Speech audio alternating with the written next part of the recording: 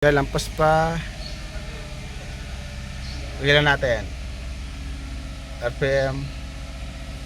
Dati pag umabot ng 2,000 no, kaya nasa 180 ganito, namamalag na yung makina, nangangatal na eh. So ngayon mukhang okay na siya. Ayan o. Yun. So ayan na, hindi na kinakatok yung number 3 saka yung number 8.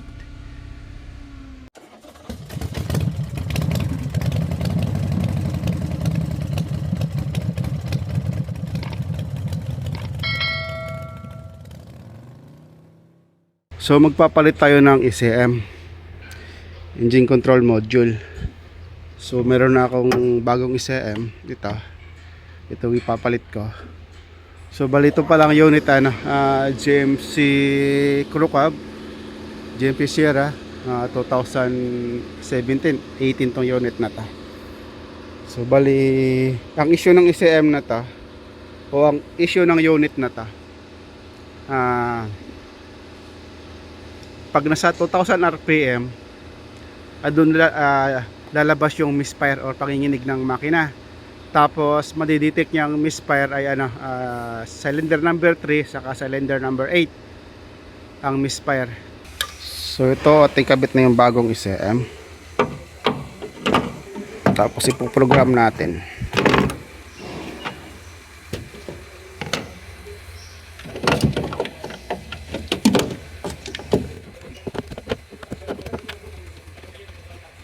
Yan.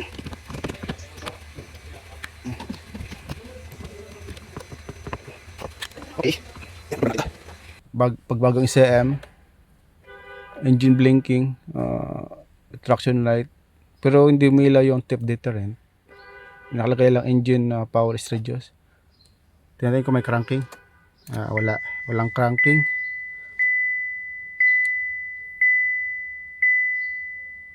Yan ang naka-apply sa cluster.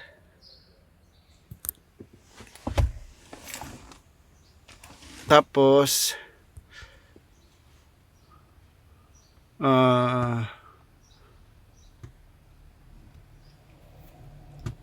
yan ang nalagay sa ECM na P0602 control module not program. So ipoprogram natin to. Dapat pag kayo nag-program, dapat andito yung spare key nito ng unit. Dapat dalawang remote, dalawang spare key. Kaso dito wala yung spare key nya. So palop na lang yan, sakali kailangan nila i-program yan, palop na lang yan. So bali ito dito isa lang ang mapoprogram ting susi. So dito, so magsa-sign in muna ako, username saka password. Sign in muna ako dyan. So ayan, nakalagin na ako.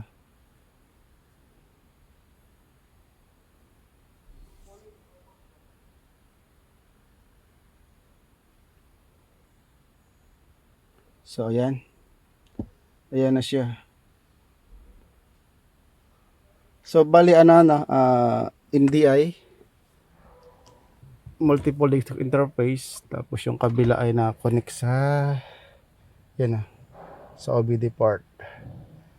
Tapos yung kabilang wire na cable, so na-connect sa laptop. So ayan,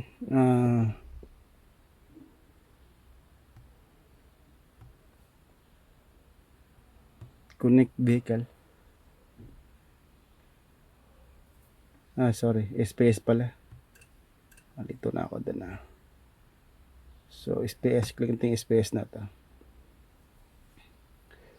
Loading for service programming. Ito.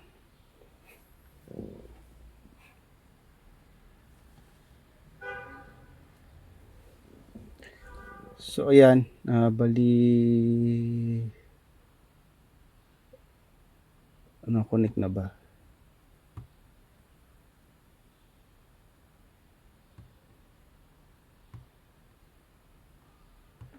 Bin number.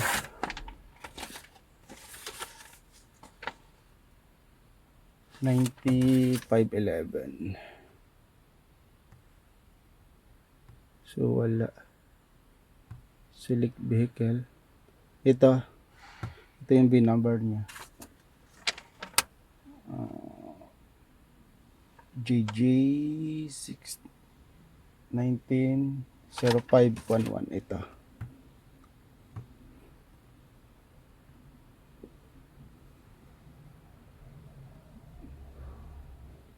So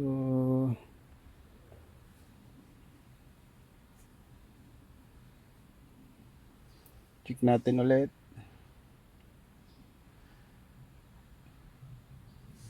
So ayan.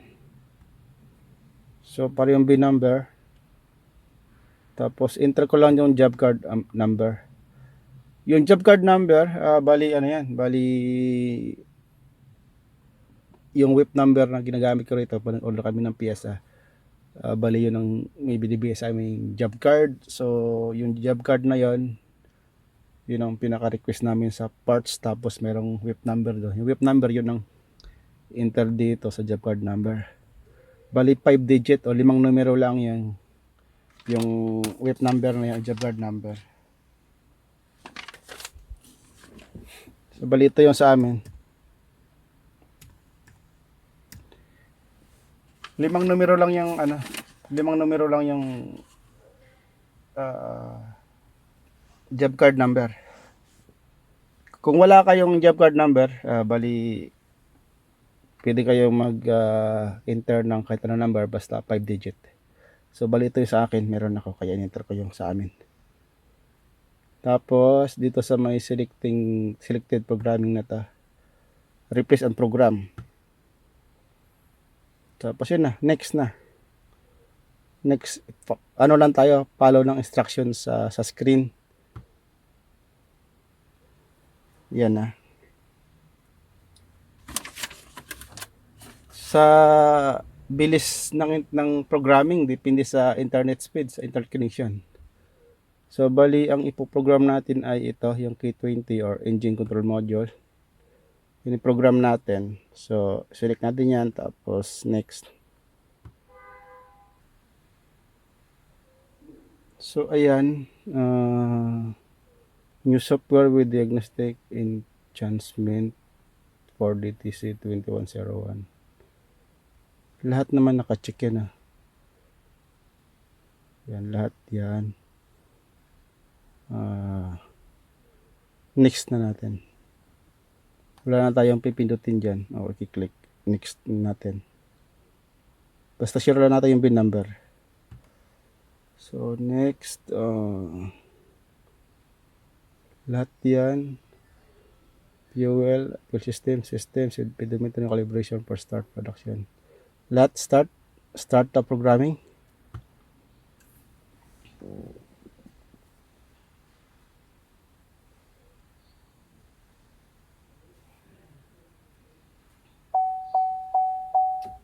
So ayan, ito sa baba tayo natin. Ano po no, o ilang minutes. So yeah, nasimula sa 50 minutes mahigit, pero pababa na yan. So antayin natin ito mapuno. Kasi matapos yan, mamaya ulit update kayo pag malapit na siyang mapuno. So yan, malapit na, nasa 34 seconds. So malapit na mapuno. Kita yung bar. So yan, malapit na mapuno. So okay, ma-clear DTC tayo. So okay, DTC have been successfully cleared. So engine light blinking pa rin siya, pero wala na yung traction. So proceed same VIN number. Kasi hindi ito under. Dito start, walang cranking ta. Kailangan pa natin i-program yung susi. Dito sa immobilizer learn tayo. So hanapan natin kung may iba pang option. So wala, ito lang talaga immobilizer. Learn. Next, para basahin niya yung susi o magkaroon siya ng signal galing ignition switch or sa susi. So next.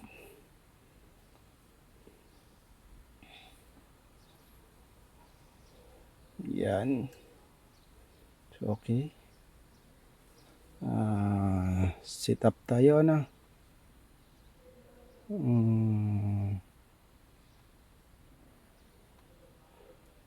Dito tayo sa may body control, hindi. Body control hindi. Dito tayo sa may engine control module, immobilizer learn. Kasi meron engine control module and body control module, immobilizer learn. In transponder key or remote key sa may immobilizer. Sa engine control module, immo learn. Next. Turn the vehicle to the off power mode. Okay, naka-off. Turn the vehicle to the run power mode. Don't start engine. Okay, on. Please wait. 12 minutes. Antay natin 12 minutes. So mamaya, balikan ko kayo. So ayan, malapit na. Nasa 27, 28, 26, 25 seconds na lang. Malapit na tayo matapos. Yan, 10 seconds. 9, 8, 7, 6, 5, 4, 3, 2, 1. May bonus na 5 seconds. So please wait. Turn the vehicle to the off power mode and remove key. Okay. Off. Remove key. Yan, nakatanggal yung ating key. Open and close the rear door. Avoid turning on or operating any accessorized radio headlight. Okay. Close driver door. So open and close driver door. Next. 43 seconds. 44 seconds. So tanggal yung ating susi.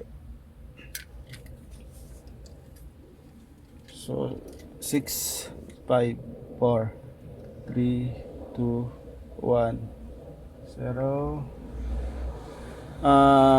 Turn the vehicle to the run power mode. Okay, i-switch on natin. So naka-on.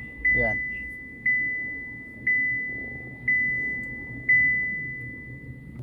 Please wait. Turn the vehicle to the off power mode and remove key. Okay. Turn off. Remove key again. Open, close door. Open, close. Next.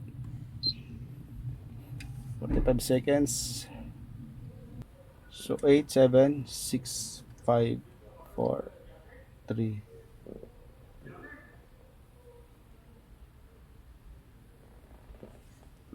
Turn the vehicle to run power mode. Okay. Run power mode. The immobilizer procedure completed successfully. Next. Please check that the engine start with its transponder key. Okay. Start ko dito sa susing ito. So, yan. Umandar. Okay. Isa lang kasi kaya hindi natin kailangan ng kasi kay which it's start with its. So isa lang natin susi dito. Saka na yung tag nito. Spare key pag pinahabol na lang yung pag kailangan i-program. Okay, next. Exit na tayo kasi wala na tayong ipo-program na. So kasi umandar naman na. Exit. Next. Finish. Okay, clear DTC. So okay. So bali itong remote na to, hiwalay naman ang program to, hindi kasama sa susi, kaya hindi na natin ipoprogram. Kasi gumagana naman siya eh. Yan. So hindi naman yan kasali dito sa immobilizer.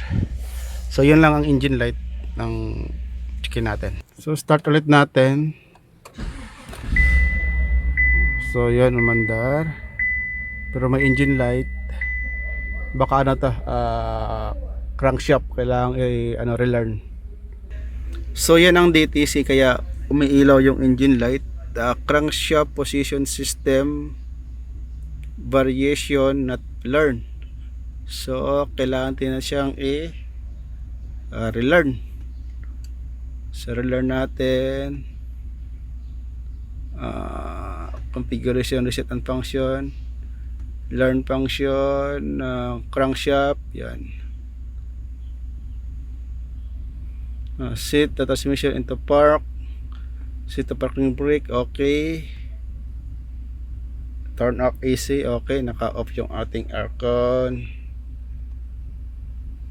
Continue.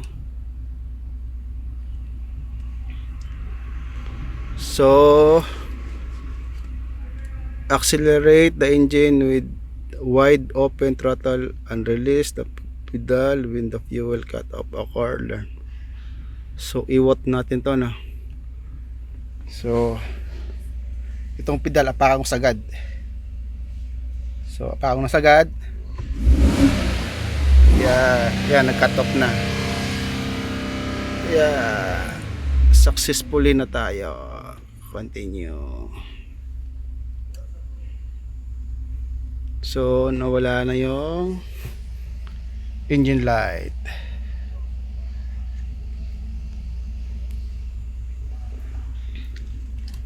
So back, DTC.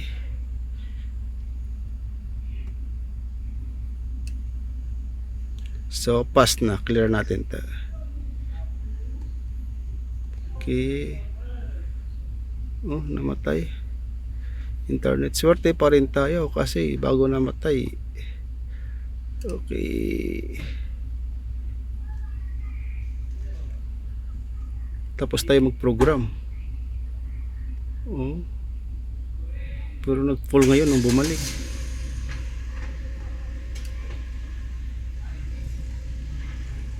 Kailangan talaga kasi LAN cable talaga dapat pa nag-program, kaso malayo sa opisina, kumbaga hindi ma-access ng cable eh.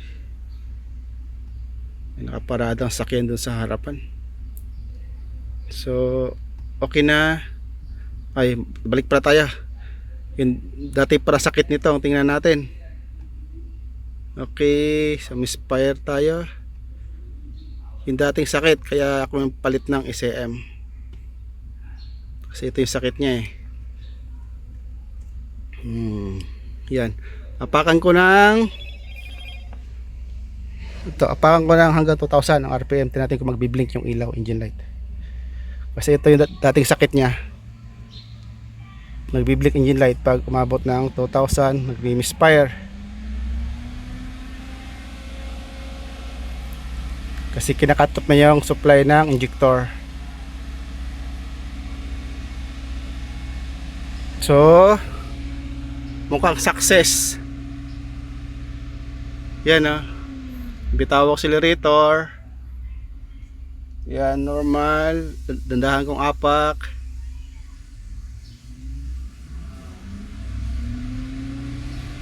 Yan.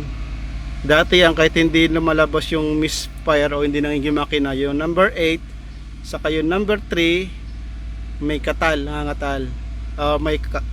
May count agad, may record agad siya, may number agad na lumalabas. Yan. So may 1 sa number 4, sa number 8. So wala yan. So yan. So naka-permis sa 1.8 2000.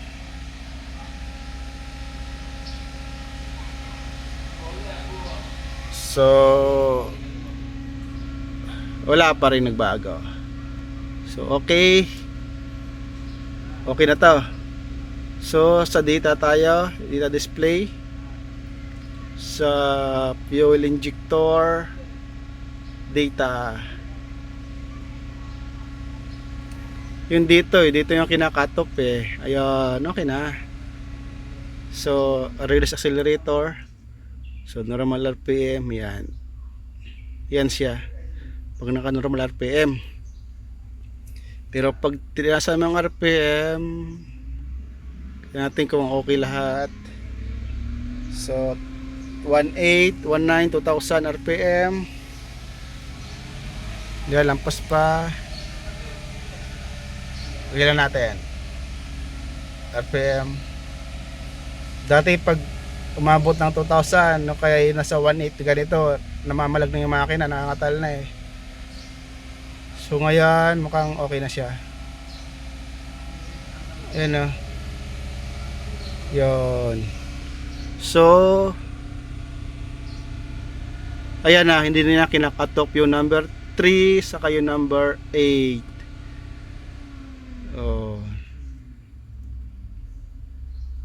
Yan, naka normal RPM yan. Naka-release yung accelerator pedal sa yung paa ko. So landahan ko yung apak.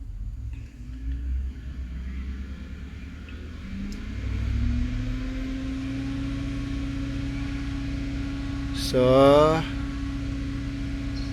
okay na, wala nagbago. Ayan no, dito tulad kanina, bago ko siya yung lumang ECM na nakakabit, ito kinakatop niya, ito kinakatop niya. So okay, success na tayo. Okay na to, successful yung program natin.